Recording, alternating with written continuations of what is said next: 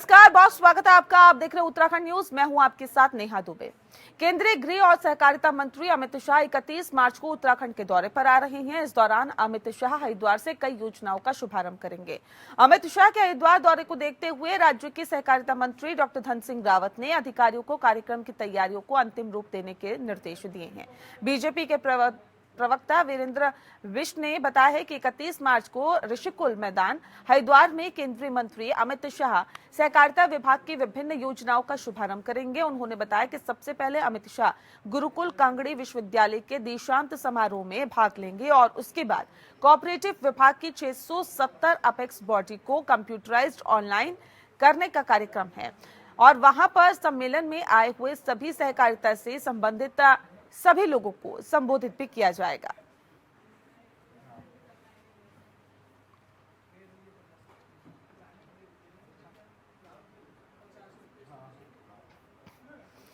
रामनगर पहुंचने पर केंद्रीय रक्षा एवं पर्यटन राज्य मंत्री अजय भट्ट अधिकारियों के साथ रामनगर में 28 से 30 मार्च तक होने वाली G20 की बैठक को लेकर व्यवस्थाओं को लेकर जायजा लेने पहुंचे। साथ ही बता दें आपको कि अधिकारियों को जरूरी दिशा निर्देश भी दिया। उन्होंने कहा कि आज उत्तराखंड में होने जा रही G20 की बैठक देश में नया इतिहास रचने जा रही है। उन्होंने कहा कि इस में भाग लेने वाले मेहमानों को स्वागत करने के लिए उत्तराखंड की जनता पूरे उत्साह के साथ तैयार खड़ी है। केंद्रीय मंत्री भट्ट ने कहा कि बैठक में भाग लेने वाले मेहमानों को उत्तराखंड की संस्कृति के साथ ही उत्तराखंड के परिधान, रहन सहन और खान पान से भी रूबरू कराया जाएगा, जिससे मेहमान अपने अपने देशों में जाकर उत्तराखंड की संस्कृति का प्रचार प्रसार कर सके।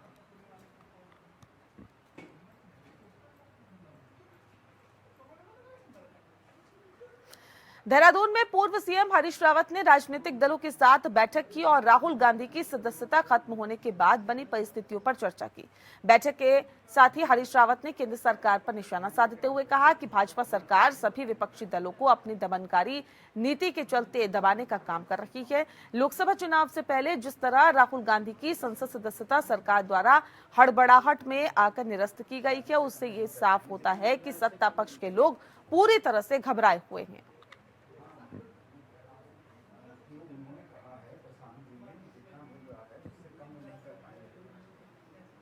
पौड़ी में कांग्रेस नेता और पूर्व नेता प्रतिपक्ष प्रीतम सिंह और कांग्रेस नेत्री अनुकृति गुसाई ने राहुल गांधी की संसद की सदस्यता रद्द करने पर केंद्र की बीजेपी सरकार पर निशाना साधा और इसे केंद्र सरकार की तानाशाही करार दिया। प्रीतम सिंह ने कहा कि देश का लोकतंत्र खतरे में है और तानाशाही से लोकतंत्र को कुचला जा रहा है।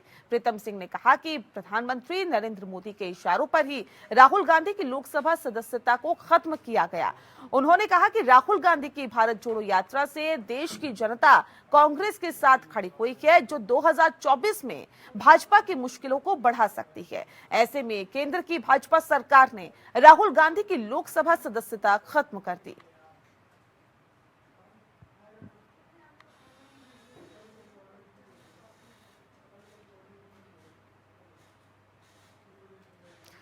उत्तराखंड बीजेपी में अन्य दलों के कार्यकर्ताओं के शामिल होने का सिलसिला लगातार जारी है। भाजपा प्रदेश अध्यक्ष महेंद्र भट्ट ने प्रदेश मुख्यालय में विभिन्न दलों के दर्जनों नेताओं और कार्यकर्ताओं को सदस्यता दिलाई।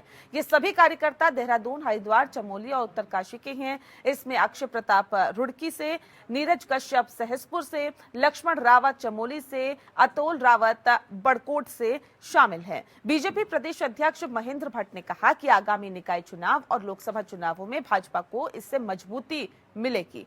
आपको बता दें कि पिछले दिनों भी कांग्रेस के कई पदाधिकारी और कार्यकर्ताओं ने कांग्रेस छोड़कर बीजेपी का दामन थाम लिया था। अब एक बार फिर से कांग्रेस के कई कार्यकर्ता बीजेपी में शामिल हुए हैं और इसको लेकर बीजेपी खुद को और अधिक मजबूत होने का दावा कर रही है।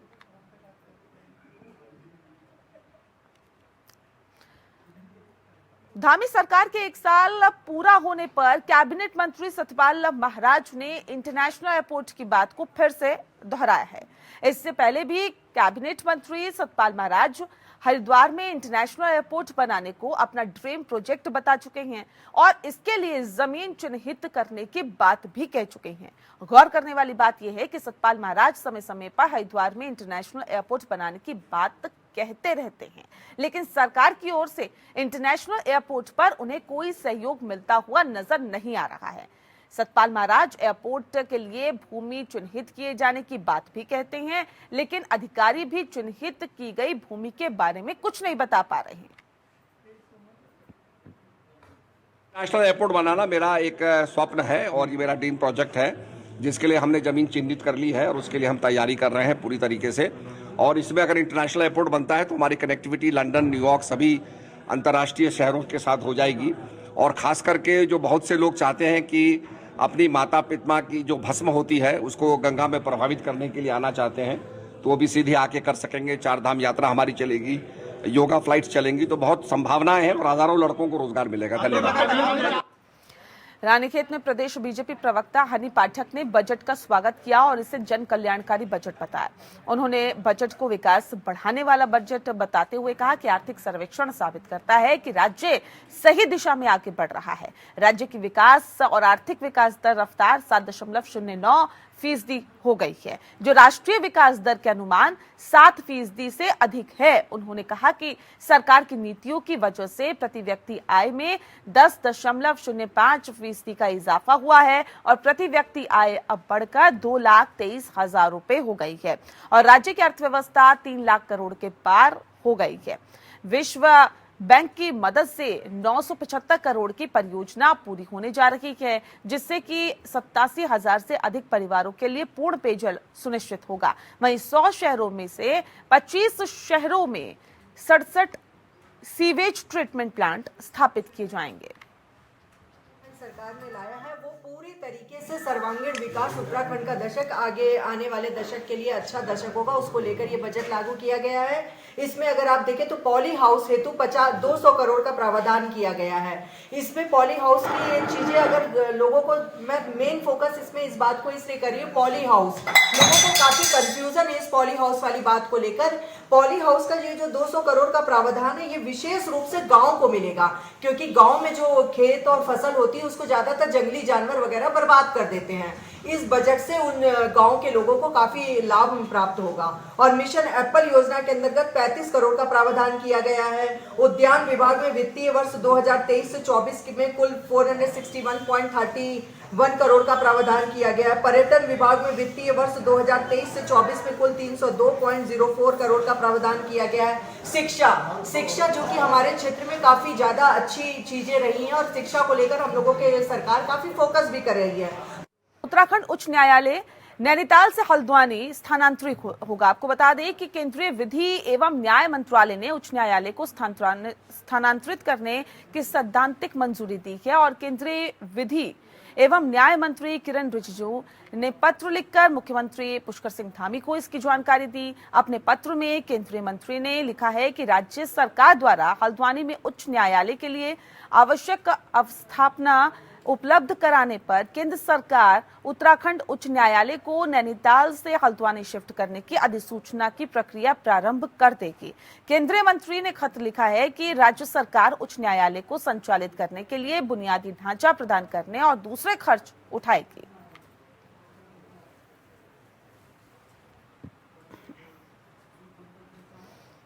उत्तराखंड में बीते कुछ दिनों से मौसम का मिजाज बदला हुआ है। आज भी प्रदेश में कई हिस्सों के अंदर बादल छाए हुए।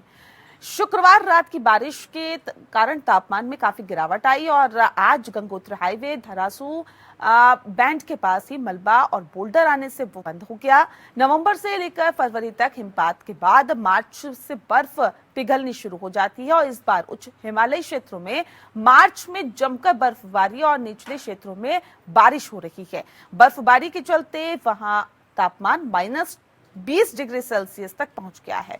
छोटे वाहनों को कल्याणी धरासू फेडी मार्ग से डाइवर्ट किया गया है, लेकिन बड़े वाहनों की आवाजाही थमी हुई है। उत्तराखंड में 4 दिन तक लगातार हिमपात से उच्च हिमालयी क्षेत्रों की चोटियां बर्फ से ढक गई है। मार्च में जनवरी जैसी ठंड पड़ रही है और नवंबर से लेकर फरवरी तक हिमपात के बाद मार्च से बर्फ पिघलनी शुरू हो जाती है। इस बार उच्च हिमालयी क्षेत्रों में मार्च में जमकर बर्फबारी और निचले क्षेत्रों में बारिश हुई। बर्फबारी के चलते वहां तापमान -20 डिग्री सेल्सियस तक पहुंच गया है। वहीं केदारनाथ क्षेत्र में पिछले कई दिनों से खराब मौसम और बर्फबारी के चलते मुश्किलें बढ़ गई है। गौरीकुंड केदारनाथ पैदल मार्ग पर भैरव गदेरा, कुबेर गदेरा और बड़ी लिंचोली के पास हिमखंड खिसकने से आवाजाही के लिए रास्ता बंद हो गया है। जिला आपदा प्रबंधन प्राधिकरण और लोक निर्माण विभाग के मजदूर बर्फ साफ करने में जुटे हुए हैं। वहीं मार्ग पर गौरीकुंड से रामबाड़ा के बीच क्षतिग्रस्त पुष्तों और रेलिंग की मरम्मत का काम भी जोरों पर चल रहा है। साथ ही जल संस्थान द्वारा पेयजल लाइन बिछाई जा रही है।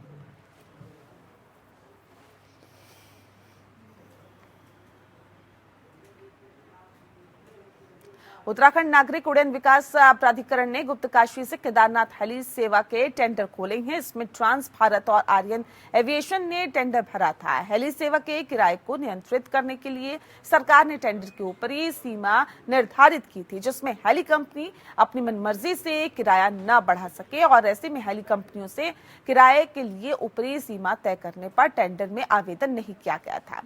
गुप्तकाशी के लिए पहले एक ही कंपनी ने टेंडर भरा, जिसके बाद दोबारा आवेदन मांगे गए, जिसमें गुप्तकाशी से केदारनाथ हेली सेवा का किराया 7,740 रुपए तय किया गया। रुद्रप्रयाग में पुलिस महानिरीक्षक गढ़वाल परिक्षेत्र करण सिंह नगन्याल ने बताया है कि केदारनाथ में हेली टिकट के नाम पर धोखाधड़ी रोकने के लिए पुख्ता इंतजाम किए जाएंगे। हेली टिकट के नाम पर ठगी करने वालों से बचाव के लिए हेलीपैड क्षेत्र और टिकट काउंटर क्षेत्र को हैक प्रूफ किया जाएगा। इसके साथ ही सिर्फ आधिकारिक तौर पर स्वीकृति वेबसाइट से ही टिकट की बुकिंग की जाएगी, जबकि अन्य वेबसाइट पर यहां पर काम नहीं किया जाएगा।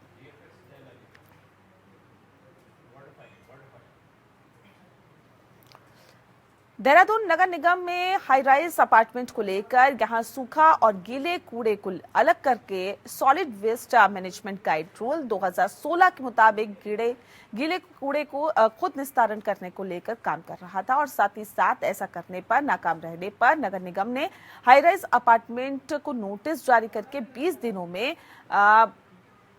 इस काम को पूरा करने के लिए कहा है।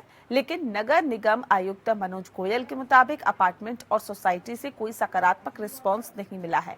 ना तो अभी तक नगर निगम में कोई कार्य योजना जमा कराई गई क्या और ना ही गीले कूड़े के निस्तारण के लिए कोई पहल देखने को मिली है, जिसके बाद नगर निगम ने चालान की कार्रवाई शुरू कर दी है, जिसके तहत अभी तक करीब 50 सोसाइटी के चालान भी काटे जा चुके हैं।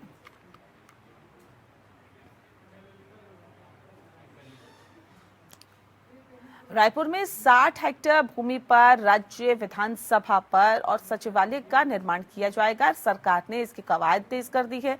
इसी भूमि के आसपास के 60 वर्ग किलोमीटर दायरे में सरकार एक छोटा शहर बसाएगी, जिसमें सभी अत्याधुनिक सुविधाएं मिलेगी। आवास विभाग ने इसका मास्टर प्लान बनाने की तैयारी तेज कर दी है। रिपोर्ट में ज्यादा यातायात दबाव वाले शहरों को राहत देने के लिए बड़ी भीड़ भाड़ वाली वीआईपी मूवमेंट से जुड़े हुए कार्यालय को शहर से बाहर बनाने की सिफारिश की गई थी। इस आधार पर सरकार ने काम शुरू किया। भूमि का चिन्हीकरण कर लिया गया। खास बात यह भी है कि सचिवालय निर्माण के पहले चरण के लिए सरकार ने इस बार बजट में 16 करोड़ रुपए का प्रावधान किया है। इस रकम से रायपुर में सचिवालय निर्माण की नींव मजबूत होगी।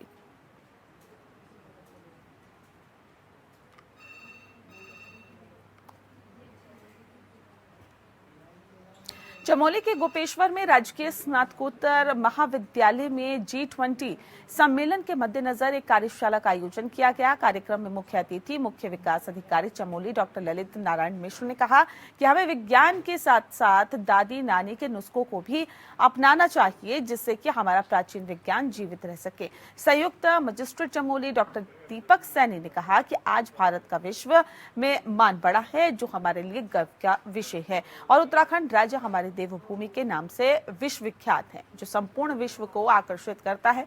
उन्होंने अपने संबोधन में G20 देशों की उत्पत्ति, उद्देश्य एवं उपलब्धियों के बारे में विस्तार से बताया है।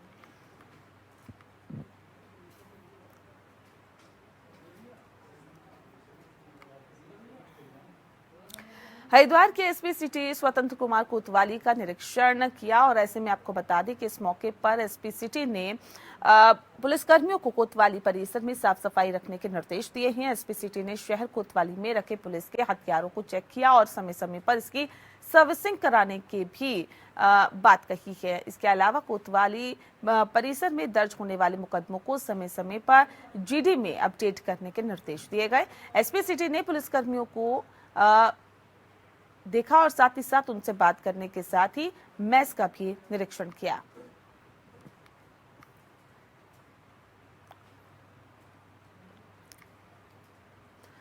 वहीं बीजेपी की केंद्र सरकार द्वारा व्यक्ति साक्षरता केंद्र खोले जा रहे हैं, जिसके तहत रानीखेत विधानसभा क्षेत्र के ताड़ीखेत में भी केंद्र खोला गया है, जिसका उद्घाटन क्षेत्रीय विधायक डॉक्टर प्रमोद नैनवाल ने रिबन काटकर किया है। डॉक्टर प्रमोद नैनवाल ने बताया है कि व्यक्ति साक्षरता केंद्र के माध्यम से केंद्र पोषित जन कल्याण योजनाओं को जन जन तक पहुंचाने के और विभिन्न दुर्घटनाओं विकास योजनाओं और उन्हें लाभान्वित करने के लिए ये केंद्र सरकार द्वारा शुरू किए गए हैं।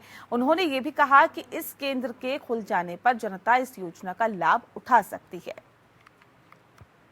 केंद्र सरकार द्वारा जो वित्तीय साक्षरता केंद्र चलाए जा रहे हैं, जिनके माध्यम से केंद्र की जो केंद्र पोषित जो जन कल्याणकारी योजनाएं हैं उनको जन जन तक पहुंचाने के लिए विभिन्न दुर्घटना योजनाएं, विभिन्न कल्याणकारी योजनाएं हैं, उनको जनता तक पहुंचाना और जनता उससे कैसे ज्यादा से ज्यादा लाभान्वित हो, इस उद्देश्य से केंद्र सरकार के द्वारा एक केंद्र खोले गए हैं। आज ताड़ीखेत में भी वित्तीय सहायता केंद्र यहाँ पर खोला गया है और आज मैंने इसका शुभारंभ किया है। मुझे उम्मीद है कि यहाँ की जनता, यहाँ के जो जरूरतमंद हैं, इसका भरपूर फायदा उठाएंगे।